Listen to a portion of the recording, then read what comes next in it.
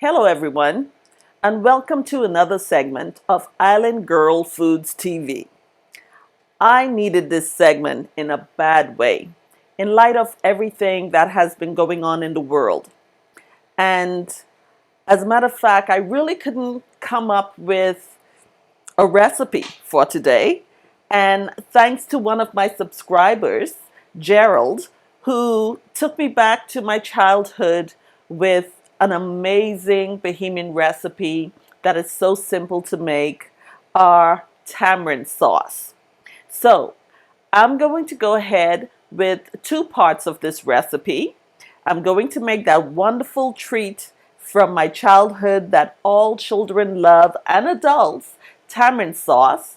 And then I'm going to take it to another level by showing you how to use this sauce in a culinary aspect to make a delicious tamarind glazed boneless beef ribs. So, just a little bit about myself. I feel that it's necessary to talk about the kind of cooking I do with a lot of Caribbean fusion. And that's my niche, mainly because I'm out to prove a point that Caribbean food can be fine dining and deserves its place on the world stage. As a matter of fact, our Bahamian Olympic team travel all around the world winning first place based on these wonderful native fruits, sauces, ingredients from our childhood. So those out there who keep on saying that Caribbean food cannot be fine dining, it can only be at a certain level, or no one is going to pay for Caribbean food, it will always be street food. I'm here to prove you wrong and to show you how it's done. So guys, if you like what you see, continue to hit that subscribe button, ring that notification bell so every week you're updated with new videos. And as I always say, if you're going, let's go.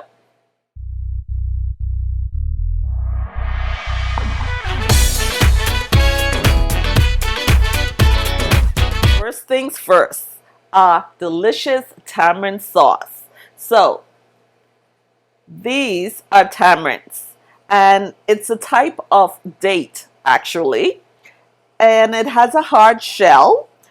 This fruit inside is very tart and the pulp is pretty thick, but it has a flavor that's all its own. For the tamarind, you're basically going to crack open its shell, and once you get inside the shell, there are these fibers that you can just pull away. And this is the tamarind pod. This is all the pulp around, and between is the seeds that are inside. You can eat just as it is. As a matter of fact, it was one of my favorite treats as a child. These tamarinds basically are going into a bowl of water, and I like them to soak a bit. So this is basically one box of tamarind that I purchased from the supermarket, and it's about 400 grams. And I have some water here, and basically we really want just water to cover. So I'm going to add my tamarinds, and then this here is a block of tamarind paste, guys. If you don't have the actual tamarinds or can't find the actual tamarinds, this block that has the seeds, it has the pulp, and some of the fibers is pretty much just as good. Now I want that real earthy tamarind flavor for this sauce. I want a really thick sauce, so I'm going in with also the whole block of tamarind paste.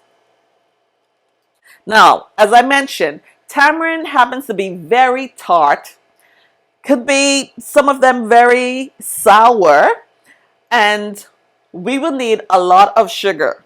Now, back home, granulated sugar is the choice, but I find that brown sugar works best for this sauce, especially if you have dark brown sugar, because there's that wonderful molasses taste that just complements, goes hand in hand with the tamarind so much better. This is about 2 cups, and I'm going in. I'm going to stir around. As this comes up to a boil, the block of tamarind, you continue to stir, and it's really going to just give away and dissolve into the liquid, leaving behind all of that delicious flavor. Now, you might be thinking, okay, she's going to strain all of these seeds, but the seed and the pulp is part of the delicious tamarind treat. So my sauce has been stewing for about 20 minutes, and it's the perfect texture that coats the back of a spoon is what I'm looking for, and it's pretty much ready. It's as simple as that. So what I'm going to do now is I'm going to use half of the sauce to keep for my family as tamarind sauce whenever they want that treat, and half I'm going to turn in to a luscious tamarind chutney to coat our delicious beef ribs. For my chutney, guys, I have a 1/4 diced sweet onion. I have about 4 cloves of garlic. I have 4 sliced ginger that I'm just going to throw in this pot for flavor. I'm going to add a little bit of salt, about a ½ teaspoon. This sensational chili sauce is called sambal oelek, and it's not incredibly spicy.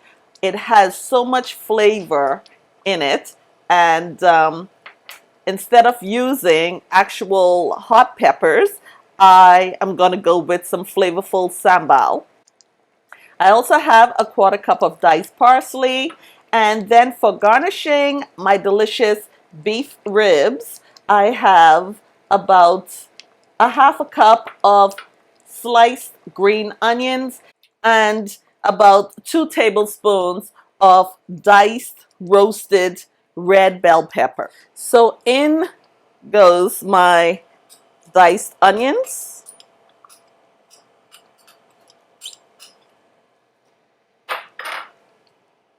my ginger,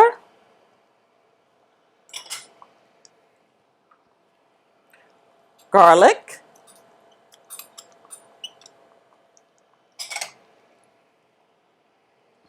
a tablespoon of my sambal oelek, and I can't forget that wonderful balance with some salt. It's about ½ teaspoon.